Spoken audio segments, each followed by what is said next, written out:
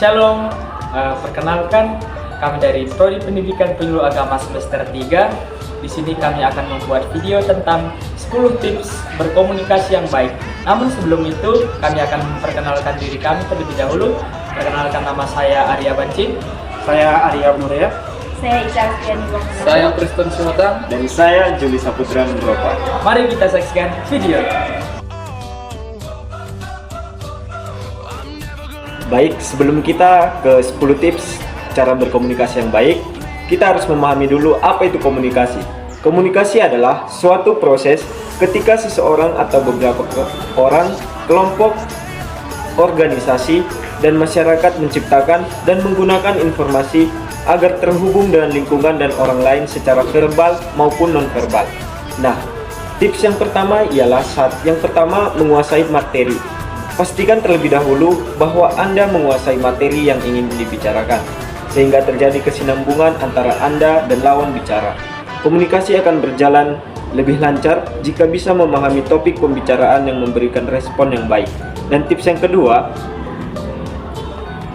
mendengarkan lawan bicara. Dalam berkomunikasi, kita memang diperkenankan untuk mengutarakan pendapat kita. Namun, bukan berarti kita tidak membiarkan lawan bicara untuk mengutarakan pendapatnya. Terkadang, mendengarkan lawan bicara juga sangatlah penting. Selanjutnya, tips yang ketiga adalah mengajukan pertanyaan. Komunikasi yang efektif juga memerlukan tanggapan dari pihak lain. Pernyataan yang telah disampaikan oleh lawan bicara memerlukan tanggapan. Bisa dengan mengajukan pertanyaan jika terdapat pernyataan yang tidak dimengerti atau mengutarakan tanggapan Anda. Tips yang keempat adalah memberikan informasi yang jelas. Dalam berkomunikasi juga perlu menyampaikan informasi secara jelas, sehingga tidak menimbulkan salah paham dari pihak lain. Penjelasan informasi dengan jelas dan akurat tentunya akan membuat lawan bicara memahami apa maksud dari yang ingin disampaikan. Baik, selanjutnya tips yang berikutnya yaitu yang kelima, yaitu membangun kepercayaan. Nah, di sini kepercayaan bisa timbul melalui komunikasi. Sebab jika bisa mendengarkan lawan bicara atau memberikan nasihat ketika diminta, maka lawan bicara kita akan memberikan kepercayaan kepada kita. Dan kemudian tips yang selanjutnya, tips yang keenam adalah mencegah dan mengatasi masalah. Nah, di sini komunikasi yang efektif tersebut berguna untuk mencegah atau mengatasi masalah. Jika bisa membangun komunikasi dengan baik, maka lawan bicara kita bisa mengerti apa maksud pernyataan dari kita, sehingga tidak menimbulkan adanya masalah atau konflik. Selain itu, dengan komunikasi yang efektif, kita juga bisa mengatasi masalah yang terjadi. Yang nomor 7 itu adalah tidak memotong pembicaraan seseorang. Komunikasi dapat terjadi dengan tidak memotong pembicaraan seseorang. Tidak ada seseorang merasa senang ketika masih berbicara, namun orang lain mencoba memotongnya. Bukan hanya bersikap tidak sopan, namun sikap tersebut menandakan bahwa Anda tidak dapat membangun komunikasi dengan baik.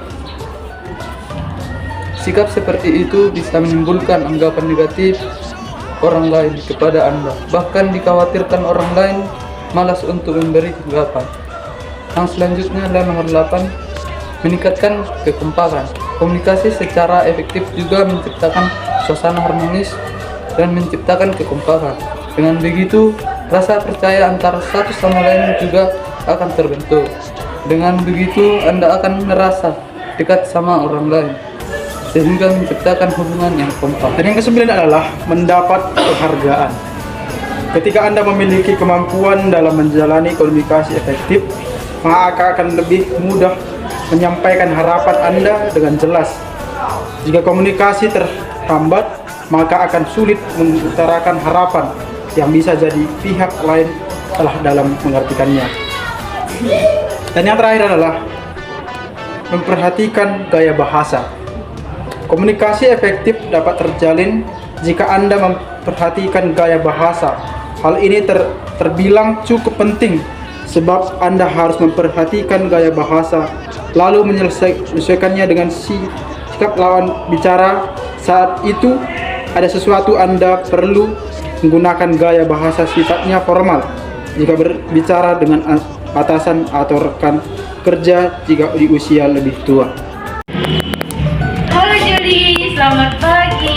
Apakah kamu punya waktu sebentar? Tentu, aku ada waktu. Aku ingin mendiskusikan tugas kelompok kita.